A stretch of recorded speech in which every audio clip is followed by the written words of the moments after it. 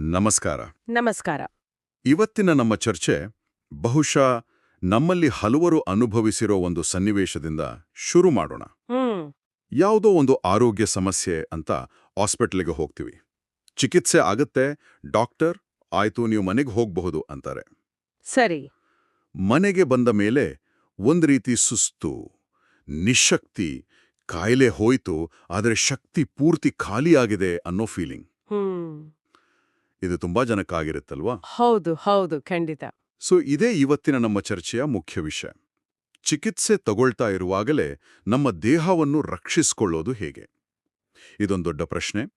ನಾವು ಕೆಲವು ವೈದ್ಯಕೀಯ ಲೇಖನಗಳನ್ನು ನೋಡಿದ್ವಿ. ಅದರ ಬಗ್ಗೆನೇ ಇವತ್ತು ಆಳವಾಗಿ ಮಾತಾಡೋಣ. ಹೌದು, ಇದು ಬಹಳ ಮುಖ್ಯವಾದ ಮಾತು. ನೀವು ಹೇಳಿದ ಅನುಭವಕ್ಕೆ ಆಕ್ಚುಲಿ ವೈದ್ಯಕೀಯ ಭಾಷೆಯಲ್ಲಿ ಒಂದು ಹೆಸರಿದೆ. ಓ ಹೌದಾ? ಅದನ್ನ ಅಯಾಟ್ರೋಜೆನಿಕ್ ಕಾಯಿಲೆ ಅಂತ ಕರೀತಾರೆ. ಅಯಾಟ್ರೋಜೆನಿಕ್? ಹೌದು.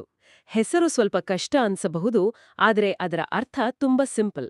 ಅಂದ್ರೆ ಒಂದು ಕಾಯಿಲೆಗೆ ನೀಡೋ ಚಿಕಿತ್ಸೆಯಿಂದಲೇ ಇನ್ನೊಂದು ಸಮಸ್ಯೆ ಶುರುವಾಗೋದು. ಅಬ್ಬಾ, ಒಂದನ್ನು ಸರಿ ಮಾಡೋಕ್ ಹೋಗಿ ಇನ್ನೊಂದನ್ನು ಹಾಳು ಮಾಡ್ಕೊಂಡ ಹಾಗೆ. ಎಕ್ಸಾಕ್ಟ್ಲಿ. ಇವತ್ತಿನ ನಮ್ಮ ಚರ್ಚೆಯ ಉದ್ದೇಶವೇ ಇದು. ಈ ಅಯಾಟ್ರೋಜೆನಿಕ್ ಪರಿಣಾಮಗಳು ಯಾಕೆ ಆಗುತ್ತೆ ಅಂತ ಅರ್ಥ ಮಾಡ್ಕೊಳ್ಳೋದು, ಮತ್ತೆ ಇದನ್ನ ತಡೆಯಕ್ಕೆ ಪೌಷ್ಟಿಕಾಂಶದ ಬೆಂಬಲ ಹೇಗೆ ಸಹಾಯ ಮಾಡುತ್ತೆ ಅಂತ ನೋಡೋಣ. ಓಕೆ, ಅಯಾಟ್ರೋಜೆನಿಕ್ ಕಾಯಿಲೆ. ನಾವು ನೋಡಿದ ಒಂದು ಲೇಖನದಲ್ಲಿ ಒಂದು ವಾಕ್ಯ ಇತ್ತು, ಒಂದು ಕಾಯಿಲೆ ಮುಗೀತು ಹೊಸ ಕಾಯಿಲೆ ಶುರುವಾಯಿತು ಅಂತ. ಇದು ಕೇಳೋಕೆ ಸ್ವಲ್ಪ ಭಯಾನಕ. ಹೀಗಾಗೂ ಕಾರಣಗಳೇನು? ಚಿಕಿತ್ಸೆಯ ಹೇಗೆ ಹೊಸ ಸಮಸ್ಯೆ ತರುತ್ತೆ? ನೋಡಿ, ಇದಕ್ಕೆ ಒಂದೇ ಕಾರಣ ಅಂತ ಇಲ್ಲ, ಹಲವಾರು ಕಾರಣಗಳಿವೆ. ಮೊದಲನೇದು ಮತ್ತು ಅತಿ ದೊಡ್ಡ ಕಾರಣ ಅಂದ್ರೆ ಔಷಧಿಗಳ ಅಡ್ಡ ಪರಿಣಾಮಗಳು, ಸೈಡ್ ಎಫೆಕ್ಟ್ಸ್. ಸರಿ. ನಾವು ತಗೊಳ್ಳೋ ಪ್ರತಿಯೊಂದು ಮಾತ್ರೆಗೂ ಒಂದು ನಿರ್ದಿಷ್ಟ ಕೆಲ್ಸ ಇರುತ್ತೆ, ಆದ್ರೆ ಅದು ದೇಹದ ಬೇರೆ ಭಾಗಗಳ ಮೇಲೆ ಅನಿರೀಕ್ಷಿತ ಪರಿಣಾಮ ಬೀರಬಹುದು. ಹೌದು, ನೋವಿನ ಮಾತ್ರೆ ತಗೊಂಡ್ರೆ ಹೊಟ್ಟೆ ಉರಿಯತ್ತೆ. ಇದೆಲ್ಲರಿಗೂ ಗೊತ್ತೇ ಇದೆ ಅಲ್ವಾ? ಹೌದು, ಅದೇ ಒಂದು ಕ್ಲಾಸಿಕ್ ಉದಾಹರಣೆ. ಇನ್ನು ಎರಡನೇದು ಅತಿಯಾದ ಪರೀಕ್ಷೆಗಳು. ಪರೀಕ್ಷೆಗಳು ಅಂದ್ರೆ? Blood test, scanning.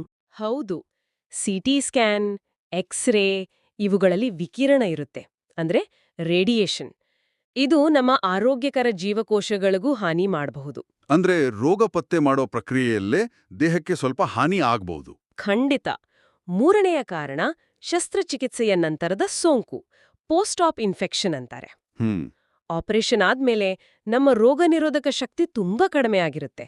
ಆಗ ಆಸ್ಪತ್ರೆಯಲ್ಲೇ ಬೇರೆ ಸೋಂಕು ತಗುಲುವ ಸಾಧ್ಯತೆ ಹೆಚ್ಚಿರುತ್ತೆ. ಸರಿ. ಇನ್ನು ಅಪರೂಪಕ್ಕೆ ತಪ್ಪಾದ ರೋಗ ನಿರ್ಧಯನಿಂದಾನೂ ಹೀಗೆ ಆಗಬಹುದು. ಹಾಗಾದ್ರೆ ಇದು ಚಿಕಿತ್ಸೆಯ ಒಂದು ಅನಿವಾರ್ಯ ಬೆಲೆ ಅಂತನಾ? ಕಾಯಿಲೆವಾಸಿ ದೇಹ ದುರ್ಬಲ ಅನ್ನೋ ಸ್ಥಿತಿ. ಈಗ ನಂದೊಂದು ಪ್ರಶ್ನೆ. ರೋಗ ಇರೋದು ಒಂದೇ ಕಡೆ ಅನ್ಕೊಳ್ಳಿ. ಓಕೆ. ಆದ್ರೆ ಅದರ ಚಿಕಿತ್ಸೆಯ ಪರಿಣಾಮ ನಮ್ಮ ಇಡೀ ದೇಹದ ಮೇಲೆ, ಮುಖ್ಯವಾಗಿ ಯಕೃತು ಅಂದ್ರೆ ಲಿವರ್, ಮೂತ್ರಪಿಂಡ ಅಂದ್ರೆ ಕಿಡ್ನೀಸ್, ಕರುಳು, ಮೆದುಳು, ಇವುಗಳ ಮೇಲೆ ಹೇಗೆ ಆಗುತ್ತೆ? ಅದ್ಭುತವಾದ ಪ್ರಶ್ನೆ. ವಿಷಯದ ತಿರುಳೇ ಇದು. ಚಿಕಿತ್ಸೆ ಅನ್ನೋದು ಒಂದು ಕ್ಷಿಪಣಿ ಇದ್ದ ಹಾಗೆ.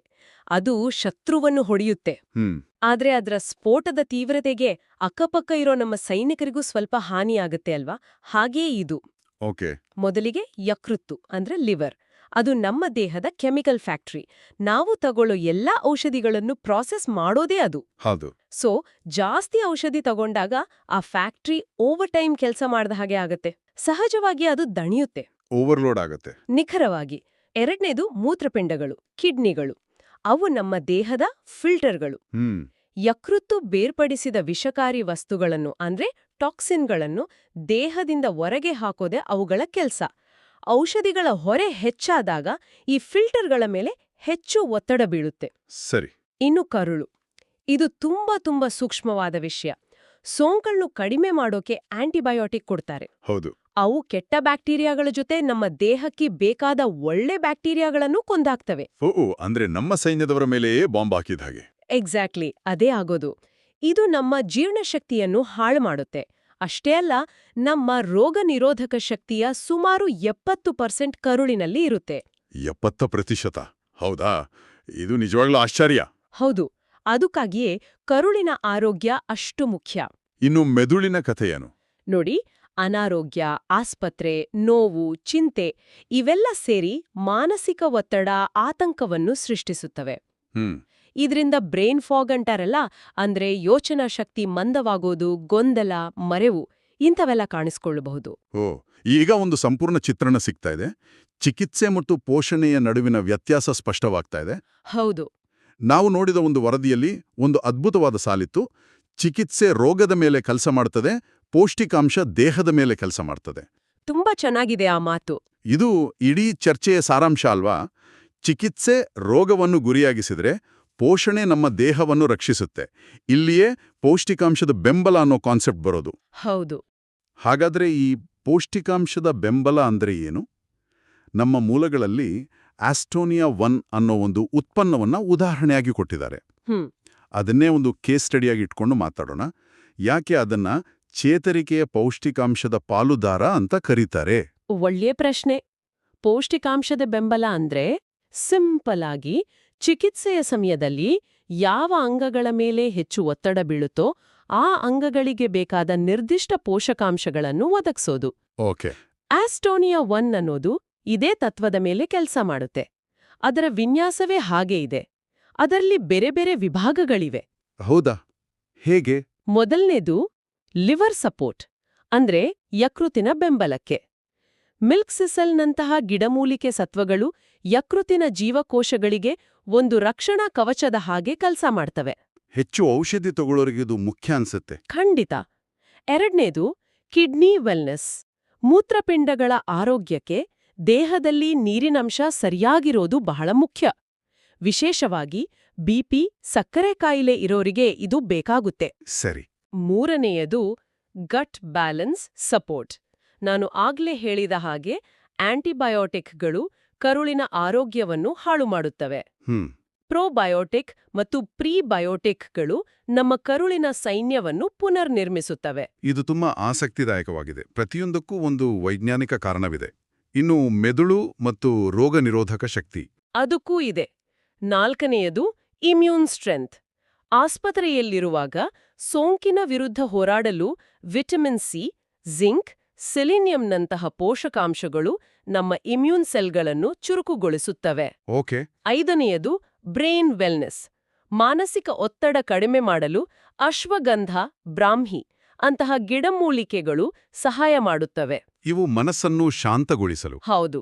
ಮತ್ತು ಕೊನೆಯದಾಗಿ ಮಲ್ಟಿ ನ್ಯೂಟ್ರಿಷನ್ ಸಪೋರ್ಟ್, ಅಂದ್ರೆ ಚಿಕಿತ್ಸೆಯ ಸಮಯದಲ್ಲಿ ಬರುವ ಸುಸ್ತು, ನಿಶ್ಶಕ್ತಿ ಕಡಿಮೆ ಮಾಡಲು ಬೇಕಾದ ವಿಟಮಿನ್ಗಳು, ಖನಿಜಗಳು ಎಲ್ಲವೂ ಇದರಲ್ಲಿರುತ್ತೆ. ಕೇಳೋಕೆ ತುಂಬಾ ಸಮಗ್ರವಾಗಿ ಕಾಣಿಸ್ತಾ ಇದೆ. ಆದರೆ ಇಲ್ಲಿ ಒಂದು ಮುಖ್ಯವಾದ ವಿಷಯವನ್ನ ನಾವು ಸ್ಪಷ್ಟಪಡಿಸಲೇಬೇಕು. ನಮ್ಮ ಮೂಲಗಳ ಪ್ರಕಾರ ಇದು ಔಷಧಿಗೆ ಪರ್ಯಾಯವಲ್ಲ. ಖಂಡಿತವಾಗಿಯೂ. ಮತ್ತು ಇದು ಚಿಕಿತ್ಸೆ ಅಂತನೂ ಹೇಳ್ಕೊಳ್ಳೋದಿಲ್ಲ. ಈ ವ್ಯತ್ಯಾಸ ತುಂಬಾ ಮುಖ್ಯ ಅಲ್ವಾ? ಅತ್ಯಂತ ಪ್ರಮುಖವಾದ ಅಂಶ ಇದು. ಪೌಷ್ಟಿಕಾಂಶದ ಬೆಂಬಲ ಅನ್ನೋದು ವೈದ್ಯರು ನೀಡೋ ಚಿಕಿತ್ಸೆಯನ್ನ ಎಂದಿಗೂ ಬದಲಿಸಲ್ಲ. ಸರಿ. ಅದರ ಉದ್ದೇಶ ಬೇರೆ. ಚಿಕಿತ್ಸೆ ಹೆಚ್ಚು ಪರಿಣಾಮಕಾರಿಯಾಗಿ ಕೆಲಸ ಮಾಡೋಕೆ ಮತ್ತು ಅದರ ಅಡ್ಡ ಪರಿಣಾಮಗಳಿಂದ ದೇಹವನ್ನ ರಕ್ಷಿಸೋಕೆ ಸಹಾಯ ಮಾಡೋದು ಅಷ್ಟೇ. ಇದೊಂದು ಸಪೋರ್ಟ್ ಸಿಸ್ಟಮ್. ನಂಗೊಂದು ಪ್ರಶ್ನೆ. ಈಗ ನೀವು ಹೇಳಿದ ಈ ಎಲ್ಲಾ ಪೋಷಕಾಂಶಗಳನ್ನ ನಾವು ಒಳ್ಳೆ ಊಟದಿಂದಲೇ ಪಡ್ಕೊಳಕ್ಕಾಗಲ್ವಾ? ಇದು ತುಂಬಾ ಸಹಜವಾದ ಪ್ರಶ್ನೆ. ಯಾಕೆ ಈ ತರಹದ ಒಂದು ಸಪ್ಲಿಮೆಂಟ್ ಬೇಕು? ಮನೆಯಲ್ಲೇ ಚೆನ್ನಾಗಿ ಹಣ್ಣು, ತರಕಾರಿ ತಿಂದ್ರೆ ಸಾಕಾಗಲ್ವಾ? ಖಂಡಿತ. ಆರೋಗ್ಯವಾಗಿರುವಾಗ ಸಮತೋಲಿತ ಆಹಾರವೇ ಬೆಸ್ಟ್. ಅದರಲ್ಲಿ ಎಡುಮಾತಿಲ್ಲ. ಆದ್ರೆ ಚಿಕಿತ್ಸೆಯ ಸಮಯದಲ್ಲಿ ಪರಿಸ್ಥಿತಿ ಬೇರೆ ಇರುತ್ತೆ. ಒಂದು, ಅನಾರೋಗ್ಯದಲ್ಲಿ ಹಸಿವೆ ಇರಲ್ಲ, ಊಟ ಸೇರಲ್ಲ. ಹೌದು, ಅದು ನಿಜ. ಎರಡನೇದು, ದೇಹಕ್ಕೆ ಚೇತರಿಸಿಕೊಳ್ಳಲು ಸಾಮಾನ್ಯ ದಿನಗಳಿಗಿಂತ ಹೆಚ್ಚು ಪ್ರಮಾಣದಲ್ಲಿ ಪೋಷಕಾಂಶಗಳು ಬೇಕಾಗ್ತವೆ. ಅದನ್ನ ಚಿಕಿತ್ಸಕ ಪ್ರಮಾಣ ಅಂದ್ರೆ ಥೆರಪ್ಯೂಟಿಕ್ ಡೋಸ್ ಅಂತಾರೆ. ಅಷ್ಟೊಂದು ಪ್ರಮಾಣವನ್ನ ಬರೀ ಊಟದಿಂದ ಪಡೆಯೋದು ಕಷ್ಟ. ಅಂದ್ರೆ ಬೇಕಾಗಿರುವ ಪೋಷಕಾಂಶಗಳನ್ನ ಸರಿಯಾದ ಪ್ರಮಾಣದಲ್ಲಿ ಮತ್ತು ಸುಲಭವಾಗಿ ಸಿಗುವಾಗೆ ಮಾಡೋದು. ನಿಖರವಾಗಿ. ಮೂರನೇ ಅಂಶ ಅಂದ್ರೆ ನಾವು ತಿನ್ನ ಆಹಾರದಲ್ಲಿರೋ ಪೋಷಕಾಂಶಗಳು ಎಷ್ಟರ ಮಟ್ಟಿಗೆ ದೇಹಕ್ಕೆ ಸೇರ್ತಾವೆ ಅನ್ನೋದು. ಓಕೆ. ಚಿಕಿತ್ಸೆಯ ಸಮಯದಲ್ಲಿ ಜೀರ್ಣಾಂಗ ವ್ಯವಸ್ಥೆ ದುರ್ಬಲವಾಗಿರುತ್ತೆ. ಆಗ ಹೀರಿಕೊಳ್ಳುವ ಶಕ್ತಿ ಕಡಿಮೆಯಾಗಿರುತ್ತೆ. ಈ ಸಪ್ಲಿಮೆಂಟ್ಗಳಲ್ಲಿ ಪೋಷಕಾಂಶಗಳನ್ನ ದೇಹ ಸುಲಭವಾಗಿ ಹೀರಿಕೊಳ್ಳುವ ರೂಪದಲ್ಲಿ ಕೊಟ್ಟಿರ್ತಾರೆ. ಓಕೆ, ಇದು ಸ್ಪಷ್ಟವಾಯಿತು. ಹಾಗಾದ್ರೆ ಈ ರೀತಿಯ ಪೌಷ್ಟಿಕಾಂಶದ ಬೆಂಬಲ ಯಾರಿಗೆಲ್ಲ ಹೆಚ್ಚು ಅಗತ್ಯ? ಸಣ್ಣ ಜ್ವರಕ್ಕೆ ಆಂಟಿಬಯೋಟಿಕ್ ತಗೊಂಡ್ರೆ ನನಗೂ ಇದು ಬೇಕಾ? ಆಸಕ್ತಿದಾಯಕ ಪ್ರಶ್ನೆ. ಸಣ್ಣ ಪುಟ್ಟ ಸಮಸ್ಯೆಗಳಿಗೆ ಒಳ್ಳೆ ಊಟ, ವಿಶ್ರಾಂತಿಯೇ ಸಾಕು. ಆದ್ರೆ ಕೆಲವು ನಿರ್ದಿಷ್ಟ ಗುಂಪುಗಳಿಗೆ ಇದು ಹೆಚ್ಚು ಪ್ರಯೋಜನಕಾರಿ. ಯಾರವರು? ಮೊದಲಿಗೆ ಬಿಪಿ ಮತ್ತು ಮಧುಮೇಹ ಇರುವವರು. ಇವರು ವರ್ಷಗಟ್ಲೆ ಪ್ರತಿದಿನ ಔಷಧಿ ತಗೊಳ್ತಾ ಇರ್ತಾರೆ. ಹೌದು. ಸೊ ಅವರ ಯಕೃತ್ತು ಮತ್ತು ಮೂತ್ರಪಿಂಡಗಳ ಮೇಲೆ ನಿರಂತರ ಒತ್ತಡ ಇರುತ್ತೆ. ಎರಡನೇದಾಗಿ ಶಸ್ತ್ರಚಿಕಿತ್ಸೆಗೆ ಒಳಗಾದವರು. ಆಪರೇಷನ್ ಅನ್ನೋದು ದೇಹಕ್ಕೆ ಒಂದು ದೊಡ್ಡ ಆಘಾತ. ಅದರಿಂದ ಚೇತರಿಸಿಕೊಳ್ಳಲು ದೇಹಕ್ಕೆ ಅಧಿಕ ಪೋಷಣೆ ಬೇಕು. ಮೂರನೆಯದಾಗಿ ಹೆಚ್ಚು ಆಂಟಿಬಯೋಟಿಕ್ಗಳನ್ನು ತೆಗೆದುಕೊಳ್ಳುವವರು. ಉದಾಹರಣೆಗೆ ಟಿಬಿ ಅಥವಾ ಬೇರೆ ಗಂಭೀರ ಸೋಂಕುಗಳಿಗೆ ತಿಂಗಳುಗಟ್ಟಲೆ ಆಂಟಿಬಯೋಟಿಕ್ ತಗೊಳ್ತಾರೆ. ಸರಿ. ನಾಲ್ಕನೆಯದಾಗಿ ದೀರ್ಘಕಾಲ ಆಸ್ಪತ್ರೆಯಲ್ಲಿ ಚಿಕಿತ್ಸೆ ಪಡೆಯುವವರು. ಕ್ಯಾನ್ಸರ್ ಚಿಕಿತ್ಸೆ ಅಥವಾ ಐಸಿಯುನಲ್ಲಿ ಇರುವವರು. ಅವರಿಗೆಲ್ಲ ಹೆಚ್ಚುವರಿ ಬೆಂಬಲ ಅತ್ಯಗತ್ಯ. ಹೌದು. ಮತ್ತು ಕೊನೆಯದಾಗಿ ವಯಸ್ಸಾದವರು. ಅವರಲ್ಲಿ ರೋಗನಿರೋಧಕ ಶಕ್ತಿ ಸ್ವಾಭಾವಿಕವಾಗಿಯೇ ಕಡಿಮೆ ಇರುತ್ತೆ. ಇದರ ಒಟ್ಟಾರೆ ಸಾರಾಂಶ ಅಂದ್ರೆ, ಯಾರು ಗಂಭೀರ ಅಥವಾ ದೀರ್ಘಕಾಲದ ಚಿಕಿತ್ಸೆ ಪಡಿತಾರೋ ಅವರಿಗೆ ಪೌಷ್ಟಿಕಾಂಶದ ಬೆಂಬಲ ಅತ್ಯಗತ್ಯ ಅಂತ ಹೇಳಬಹುದು. ಹೌದು. ನಾವು ಪರಿಶೀಲಿಸಿದ ಲೇಖನಗಳಲ್ಲಿನ ಇನ್ನೊಂದು ಸ್ಫೂರ್ತಿದಾಯಕ ವಾಕ್ಯ ನೆನಪಾಗ್ತಿದೆ. ಚೇತರಿಕೆ ಚಿಕಿತ್ಸೆಯಿಂದ, ಬಲವಾದ ಚೇತರಿಕೆ ಪೌಷ್ಟಿಕಾಂಶದಿಂದ. ತುಂಬಾ ಚೆನ್ನಾಗಿದೆ. ಆ ಬಲವಾದ ಅನ್ನೋ ಪದಕ್ಕೆ ಹೆಚ್ಚು ಒತ್ತು ಕೊಡಲಾಗಿದೆ. ಕೇವಲ ಚೇತರಿಸ್ಕೊಂಡ್ರೆ ಸಾಲ್ದು, ಮೊದಲಿಗಿಂತ ಬಲವಾಗಿ ಚೇತರಿಸ್ಕೊಳ್ಬೇಕು. ಹೌದು. ಆ ವಾಕ್ಯ ಇಡೀ ಪರಿಕಲ್ಪನೆಯನ್ನು ಸುಂದರವಾಗಿ ಹಿಡಿದಿಡುತ್ತೆ. ಚಿಕಿತ್ಸೆ ನಮ್ಮನ್ನು ಕಾಯಿಲೆಯಿಂದ ಪಾರು ಮಾಡಬಹುದು. ಆಸ್ಪತ್ರೆಯಿಂದ ಬಂದ ಮೇಲೆ ಆಗೋ ಸುಸ್ತಿನ ಬಗ್ಗೆ. ಹೌದು. ಆಧುನಿಕ ವೈದ್ಯಕೀಯ ಪದ್ಧತಿ ರೋಗದ ಮೇಲೆ ಅದ್ಭುತವಾಗಿ ಕೆಲಸ ಮಾಡುತ್ತೆ, ಅದರಲ್ಲಿ ಅನುಮಾನವೇ ಇಲ್ಲ. ಆದರೆ ಅದೇ ಸಮಯದಲ್ಲಿ ರೋಗವನ್ನು ಗುಣಪಡಿಸುವಾಗ ನಮ್ಮ ದೇಹದ ಉಳಿದ ಭಾಗಗಳನ್ನ ರಕ್ಷಿಸುವ ಬಗ್ಗೆಯೂ ಗಮನಹರಿಸಬೇಕು. ಖಂಡಿತ. ಇದರ ಹಿಂದಿನ ಆಲೋಚನೆಯೇ ಪೂರ್ವಭಾವಿ ರಕ್ಷಣೆ, ಪ್ರೊಆಕ್ಟಿವ್ ಪ್ರೊಟೆಕ್ಷನ್. ಸಮಸ್ಯೆ ಬಂದ ಮೇಲೆ ಪರಿಹಾರ ಹುಡುಕೋ ಬದಲು ಮೊದಲೇ ತಡೆಯೋದು. ಹೌದು. ನಮ್ಮ ಮೂಲದಲ್ಲಿನ ಅಂತಿಮ ಸಂದೇಶವು ಇಡೀ ಚರ್ಚೆಯ ಅತ್ಯುತ್ತಮ ಸಾರಾಂಶವಾಗಿದೆ. ಚಿಕಿತ್ಸೆ ರೋಗವನ್ನು ಕಡಿಮೆ ಮಾಡುತ್ತದೆ, ಪೌಷ್ಟಿಕಾಂಶ ದೇಹವನ್ನು ಉಳಿಸುತ್ತದೆ. ವಾವ್! ಚಿಕಿತ್ಸೆ ರೋಗವನ್ನು ಕಡಿಮೆ ಮಾಡುತ್ತದೆ, ಪೌಷ್ಟಿಕಾಂಶ ದೇಹವನ್ನು ಉಳಿಸುತ್ತದೆ. ಇದು ನಿಜಕ್ಕೂ ಬಹಳ ಶಕ್ತಿಯುತವಾದ ಮಾತು. ನಮ್ಮ ಕೇಳುಗರಿಗೆ ಆಳವಾಗಿ ಯೋಚಿಸಲು ಇದೊಂದು ಒಳ್ಳೆಯ ವಿಷಯ. ಅಂತಿಮವಾಗಿ ಈ ಚರ್ಚೆಯಿಂದ ನನಗೊಂದು ಪ್ರಶ್ನೆ ಮೂಡುತ್ತಿದೆ. ಹೇಳಿ. ಈ ಎಲ್ಲಾ ಮೂಲಗಳು ಚಿಕಿತ್ಸೆ ಸಮಯದಲ್ಲಿ ಪೌಷ್ಟಿಕಾಂಶನ ಬಗ್ಗೆ ಮಾತಾಡ್ತವೆ. ಹೌದು. ಆದರೆ ಒಂದು ಯೋಜಿತ ಶಸ್ತ್ರಚಿಕಿತ್ಸೆ ಅಥವಾ ಕೀಮೋಥೆರಪಿಗೆ ಮೊದಲೇ ದೇಹವನ್ನು ಅದಕ್ಕೆ ಸಿದ್ಧಪಡಿಸಬಹುದೇ? ಅಂದ್ರೆ ಯುದ್ಧಕ್ಕೆ ಹೋಗೋ ಮೊದಲು ಸೈನಿಕರನ್ನ ಬಲಪಡಿಸಿದ ಹಾಗೆ. ಓಹ್, ಆಸಕ್ತಿದಾಯಕ ಯೋಚನೆ. ಚಿಕಿತ್ಸೆ ಶುರುವಾಗುವ ಕೆಲವು ವಾರಗಳ ಮೊದಲೇ ಈ ರೀತಿಯ ಪೌಷ್ಟಿಕಾಂಶದ ಬೆಂಬಲವನ್ನು ಶುರು ಮಾಡಿದರೆ ಚೇತರಿಕೆ ಇನ್ನಷ್ಟು ವೇಗವಾಗಿ ಸುಲಭವಾಗಬಹುದೇ? ಇದರ ಬಗ್ಗೆ ಯೋಚಿಸ್ತಾ ಇವತ್ತಿನ ಚರ್ಚೆಯನ್ನು ಮುಗಿಸೋಣ.